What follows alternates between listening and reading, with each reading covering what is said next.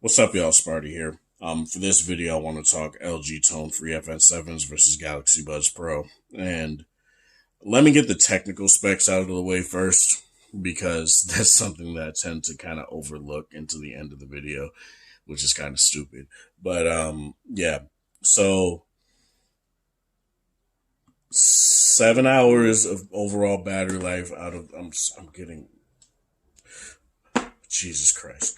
I'm getting notifications up the butt right now, so apologies for that. You can get up to 7 hours of battery life out of these overall when you're not using ANC. 6 to 5.5 hours on these while using ANC. Both have wireless charging. Both have fast charging of the earbuds from the case. Each take 5 minutes. Every 5 minutes, you get an hour of usage out of them. You get an extra hour of usage out of them. So that's very good. A lot of earbuds don't really have that. They tend to have like every 10 minutes, you get an hour. And for both of these, you get every 5 minutes, you get hours worth of usage. So typically what happens when I'm at work, say it's like 1:30 and it's a half hour to break, I put both of them I pull the earbud that I'm using back in the case, stop listening to podcasts for half an hour. And then the earbud that I was using is fully charged, and I could use it again to listen to my podcast the rest of my shift. That tends to be what happens there. And both are really good at that. Both obviously have USB-C. Like I said, both have wireless charging capabilities as well. And nothing is really bad about that. Both cases are very small and compact as well. No real issues with that. I think the tone free is slightly smaller, but obviously due to the fact that it's round, it's going to be. Wait, let me look at this. Yeah, it's slightly smaller, but it's wider. And that may just be due to how the tone-free FN7s are designed. Both have active noise cancellation. Both have ambient modes. This can give you 2 to 3 extra charges out of the case. This can give you 3 extra charges out of the case. But obviously, if you just use them an hour, 2 hours, and you're not constantly driving them to empty every time, that's not really going to be a problem. And you're probably going to be totally fine on battery life for maybe an extra day on either of them. I've easily driven these from like Thursday all the way to Monday, no problem. Or even Sunday, no problem. And there's really been no issue with that at all. Whereas these, I may have to charge them again on like Saturday just for a quick top up, but whatever, right? I don't really care.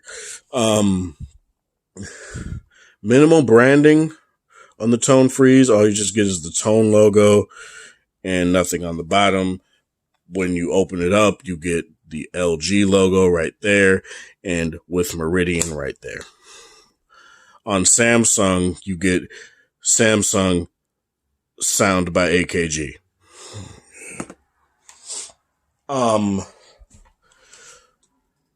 So all those technical specs out of the way. Obviously, SBC AAC playback. When you compare these with a Galaxy phone, they up-res the sound. No sort of benefit when you connect these to an LG phone, which honestly I'm fine with. I don't necessarily think. I kind of think that's kind of a cop-out to have higher quality sound on your product when your product is connected to another one of your products. I kind of feel like that's kind of cheap. Not everybody wants to own your stuff, Apple, Samsung. So stop doing that. but I understand it's kind of it's a bonus, right? So it's whatever. So let's talk about the apps and things like that. I feel like that's the next thing we need to talk about here. So the apps on here, you use the Galaxy Wearable app for the Buds Pro. And on the Tone Freeze, you use the obviously the Tone Free app. Now, when you boot up the Tone Free app and they're not connected, they're just not going to connect. Whereas on here, you can at least look at this, but you can't really do anything on them. So both are now connected. They both pretty much took the same amount of time to connect. Both take pretty much the same amount of time to disconnect. And very minor things, but something I do indeed want to bring up is that LG in their user interface, what they do for most earbuds that allow it is that you can actually see the battery percentage in the status bar. So that's nice. Whereas on here, you're going to have to use the Galaxy Wearables app to even see, or obviously just go to the Bluetooth settings, but who's going to do that? But you're going to have to go to the Galaxy Buds app to even see how much battery life is left on a singular earbud if you're just using one earbud, or both earbuds when you're using both of them, right? And both show the battery percentage of both the earbuds themselves and the case. Obviously, I use the I use the Galaxy Buds Pro for work alongside my S21 Ultra, so that's why the let me do something real quick. I don't even think that's going to do much, but yeah,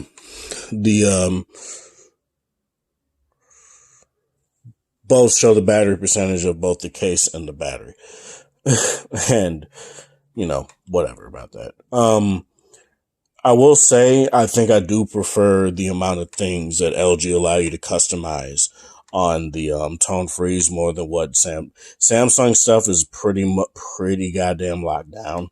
Like, they want you to use touch controls in this particular way, whereas LG pretty much lets you use touch controls however you want to. So you can have the left do one thing. Did it really reset my stuff? Whatever. I wanted to redo that anyway. So, yeah, you're able to just go into any of these and change them up how you want. I'll bring it up to the camera just so you guys can see. Yeah, you can change them how you want. Whereas on the Galaxy Buds Pro, they pretty much just give you Bixby, volume up, volume down, switch noise controls. That's all they give you on either bud. But something that's nice in Galaxy Labs that you get is the ability to double tap the edge of the earbud to turn volume down on the left earbud and volume up on the right earbud. And I have that on, and it's very nice. It's a very nice addition, and I really do appreciate that Samsung put that there, because I have my phone in my pocket the vast majority of the time I'm working, so it's just nice to have that. Obviously, you get a green light right here to show the battery level of the earbuds themselves in the case. You close it, you get the indicator for how much battery is left on the case. Whereas on here, the moment you close them, you get the case battery life. You open it, you get the battery life on the earbuds themselves. You also can do custom EQ on here, as you guys can see, custom 1, custom 2, whereas on the Buds Pro, you just don't have that. You just get presets. And let me open them just so you guys can see. Just so you guys can see that. See, look at that. That's all you get, is all of that, and that's it. You don't get any sort of control over what you want to do in terms of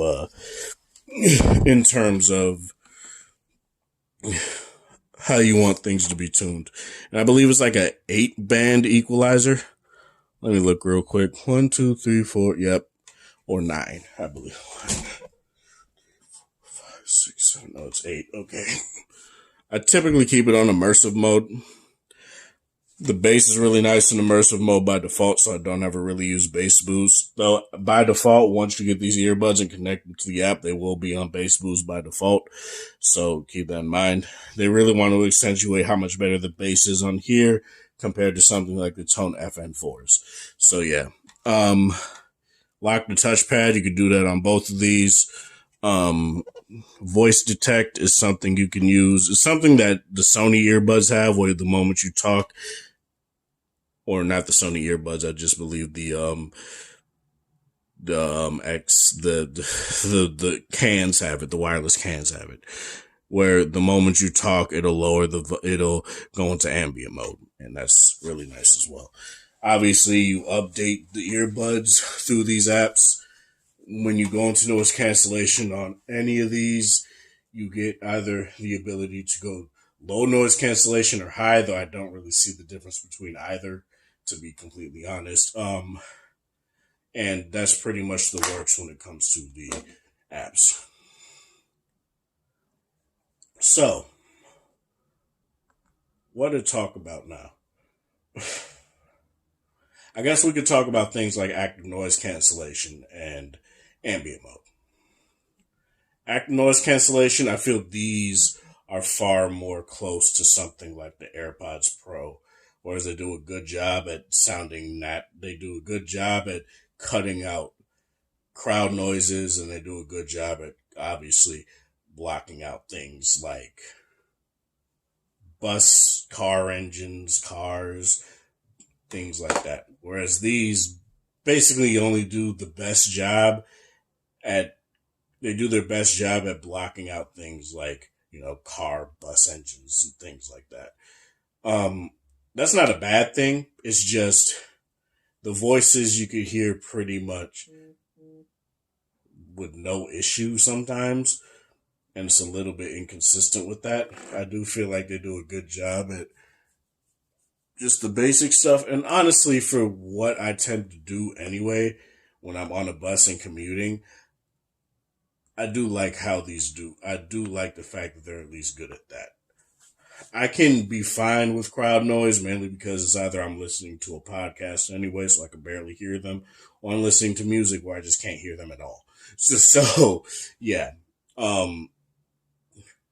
ANC is better on these, but what I would also say is that these are far better to use on the bus, mainly because earbud wiggle will mess with things like the ANC, and you'll hear the feedback happening while you're on the bus, and you say you hit a speed bump or a pothole.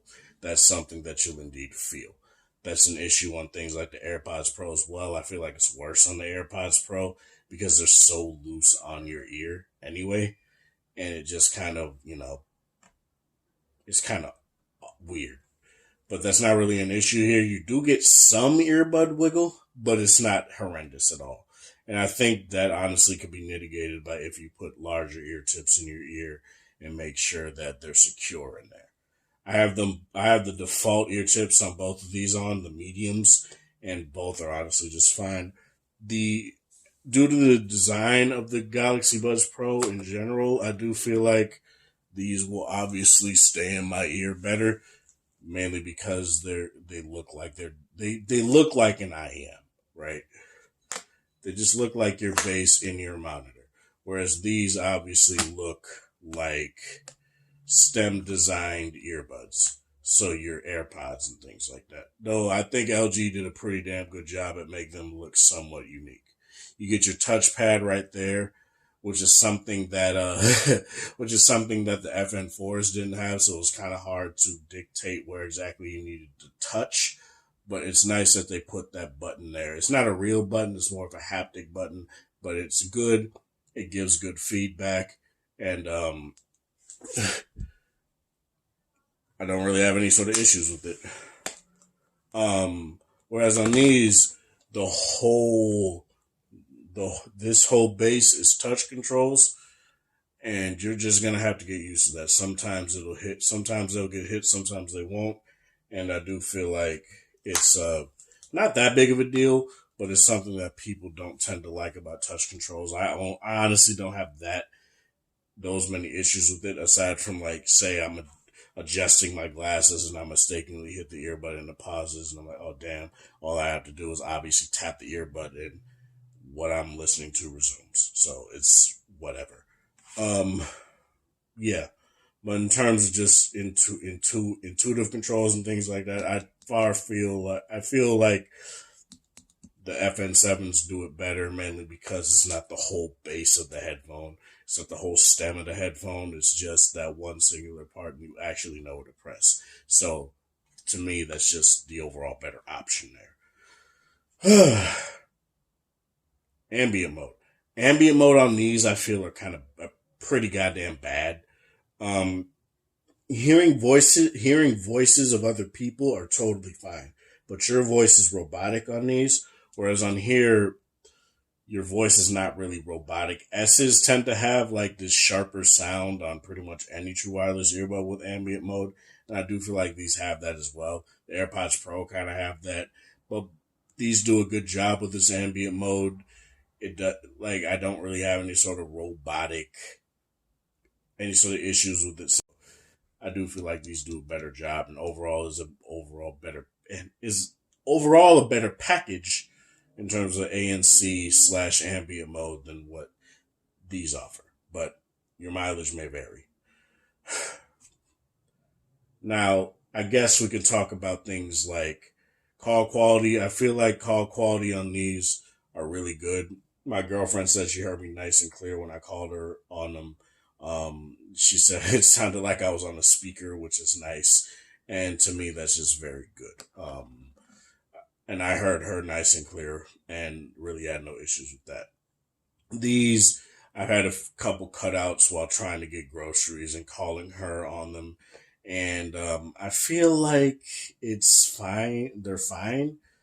I've had to repeat a few lines sometimes with her, a couple times with her, and it was just, not it was not the most pleasant experience. I will say that. Though I have heard from other people that the mics overall sound as good as the AirPods Pro. So that's up to you. um, so let's talk about things like sound. Obviously, the most important part of an earbud, headphones in general, is the sound. If the sound in terms of music is garbage, or even podcasts is garbage, for me personally, I don't like to use them.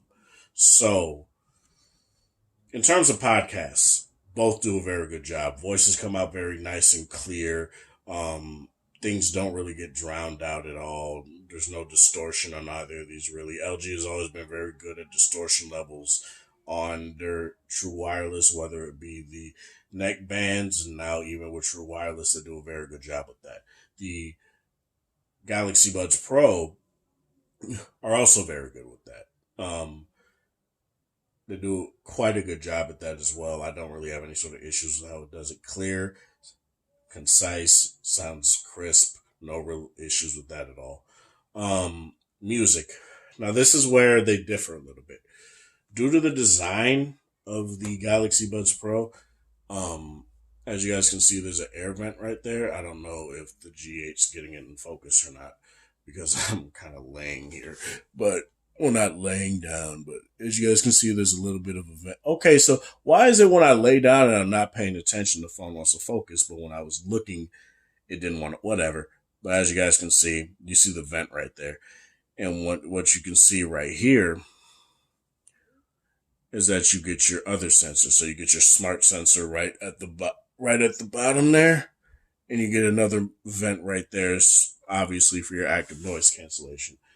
And this helps with things like widening the soundstage and obviously your ANC, right?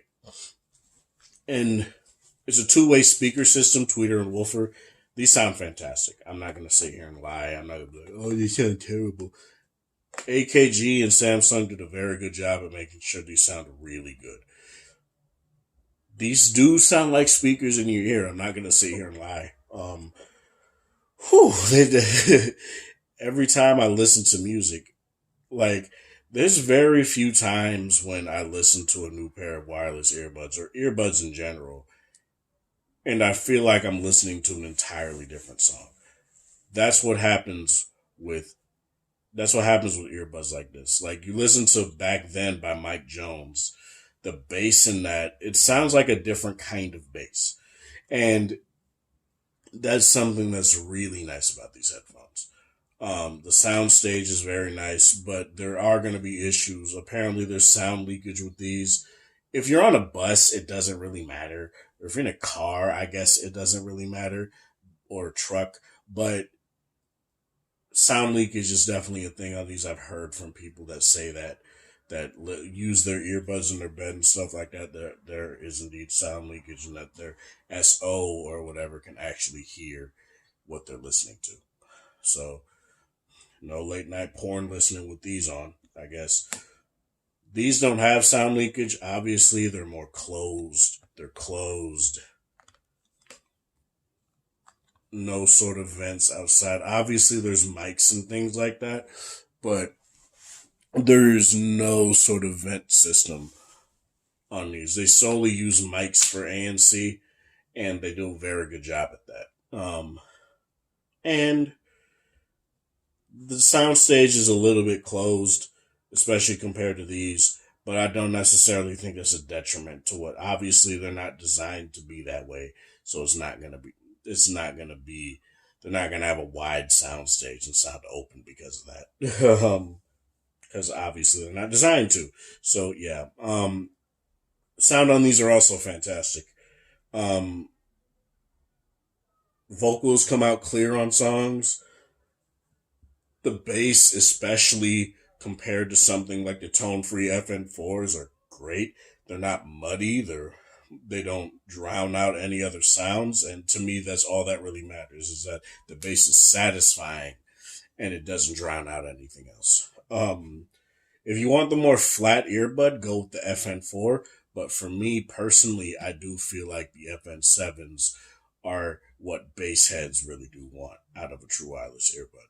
They're not bass cannons, but if you want heavy bass, but everything else doesn't sound drowned out or muddled, definitely do get these. I do feel like Meridian did a very good job with tuning these, and AKG did a good job with tuning these. In terms of what I prefer in terms of either of these, I really do love the FN7s. I do. This isn't me trying to be like, oh, I'm an LG fanboy, so I can't sit here and I can't sit here and say I'd prefer a Samsung device over an LG device. No, I do prefer the Buds Pro in a lot of ways, but in other ways I prefer these, right? I don't necessarily think there's a definite winner in terms of both of these. I feel like in terms of sound quality and things like that, which personally for me is most important, you get a slighter edge with the Buds Pro. Whereas with these, you don't get that wider soundstage, but you also in the app get things like more control over equalizers. And even then, if you don't use that, you could just if you have a phone that has an equalizer, like say an LG phone, for example, you can just set up equalizers through that.